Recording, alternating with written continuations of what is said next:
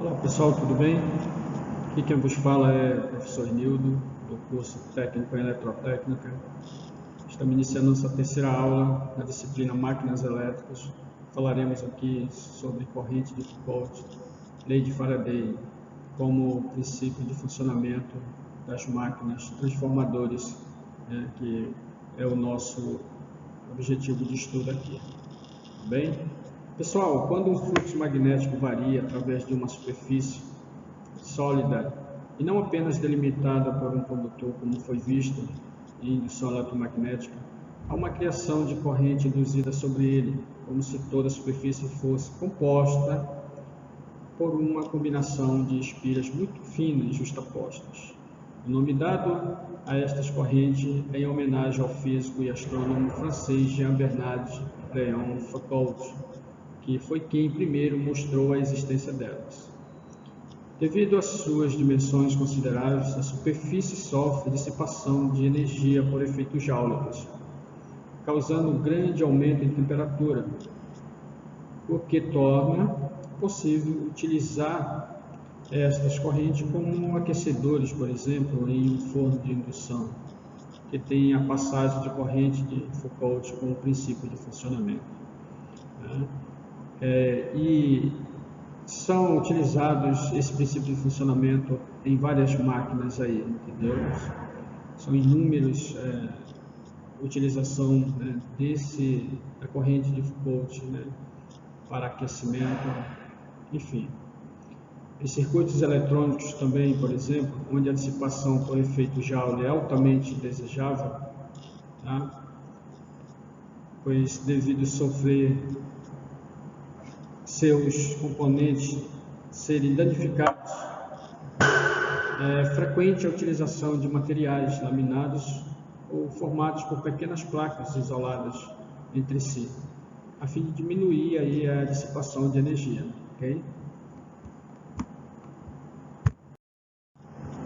Temos aqui, conforme foi falado, a superfície sólida, aí e o direcionamento, a passagem das correntes de Foucault sobre ela.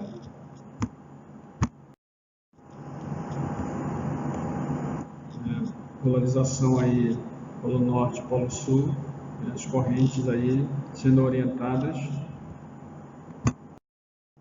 Temos aqui a fórmula principal.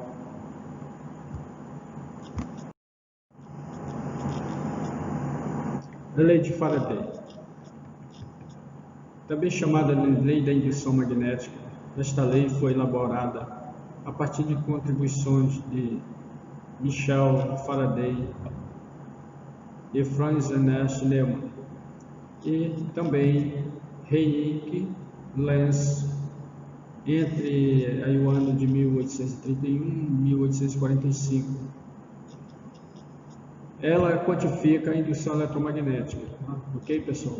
A lei de Faraday-Lehmann, como é assim chamada, relaciona a força eletromotriz gerada entre os terminais de um condutor, sujeito à variação de fluxo magnético, como o modo da variação do fluxo em função de um intervalo de tempo, em que esta variação acontece, sendo expressa matematicamente por as seguintes fórmulas aqui, ok? O sinal negativo da expressão é uma consequência da lei de Lenz, que diz que a corrente induzida tem sentido, que gera um fluxo induzido oposto ao fluxo indutor.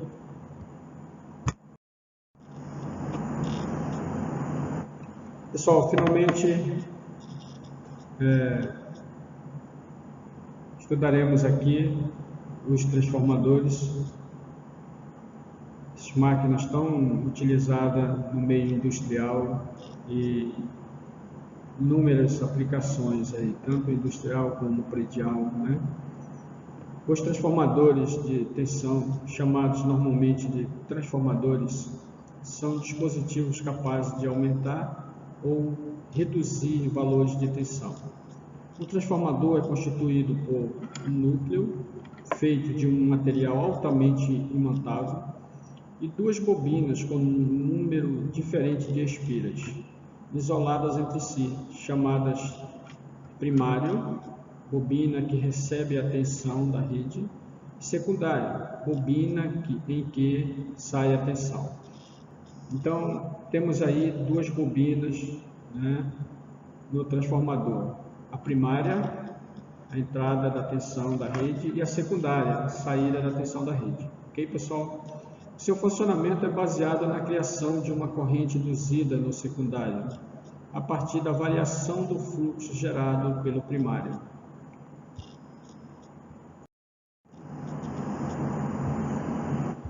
Temos aqui o primário e o secundário, né? NP e NS. Né?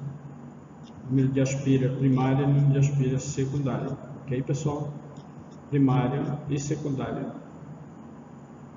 Essa ilustração aqui define bem o que foi definido, que falamos aqui a respeito dos transformadores. A tensão de entrada e saída são proporcionais ao número de espiras em cada bobina, sendo OP sobre US igual a NP sobre NS, onde o P é a tensão no primário, o S é a tensão no secundário, né? Ou poderíamos também dizer que o P seria a tensão de entrada e o S a tensão de saída, ok? Mas o P e o S, tá, são o correto, ok, pessoal? A fórmula está aqui, essa aqui é a fórmula, tá, que estamos falando. NP é o número de espiras do primário e NS é o número de espiras do secundário. Por esta proporcionalidade, concluímos que um transformador reduz a tensão se o número de espiras do secundário for menor que o número de espiras do primário e vice-versa. Se considerarmos que toda a energia é conservada, a potência do primário deverá ser exatamente igual à potência no secundário. Ok, pessoal? Então, não há extravio de energia aqui. Ok? Há uma variação apenas da tensão, em função, né, da variação do número de aspiras, tá? Mas a potência ela é conservada, tá? Então, esta fórmula aqui, pessoal, ela demonstra o que nós acabamos de falar aqui a respeito dos transformadores, ok? Temos aqui a ilustração de um transformador, certo, pessoal? Mas transformador aí.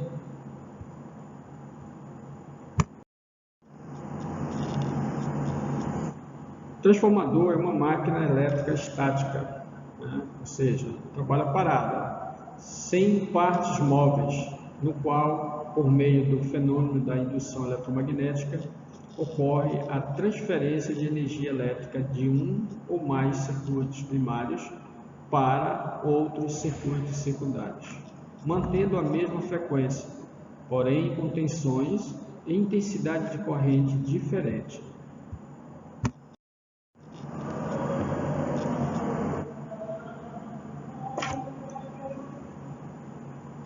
Os transformadores são fabricados para serem usados em circuitos monofásicos, bifásicos e trifásicos. São classificados como abaixadores e elevadores. Abaixadores transformam tensão de um determinado valor para outro mais baixo.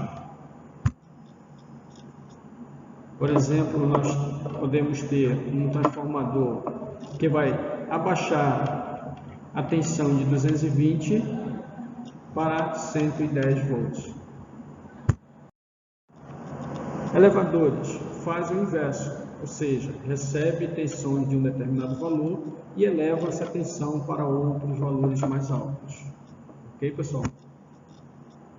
Então, temos aqui um exemplo de um transformador elevador, onde a tensão no primário está entrando 110 volts e está saindo no secundário 220 volts, ok? Então é um tipo característico de transformador elevador de tensão, ok, pessoal? Os aspectos construtivos do transformador. Os transformadores são constituídos basicamente por núcleo e enrolamento.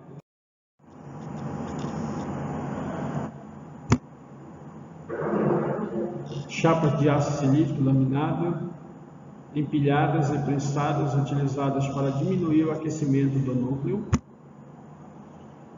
Vemos aqui a ilustração das chapas, né, laminadas e empilhadas entre si.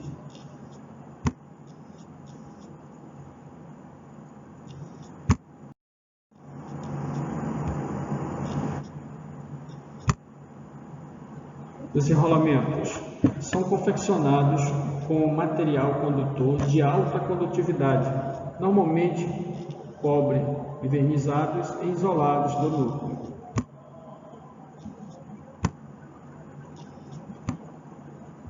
Temos aqui ilustrações, né, de enrolamentos de transformadores.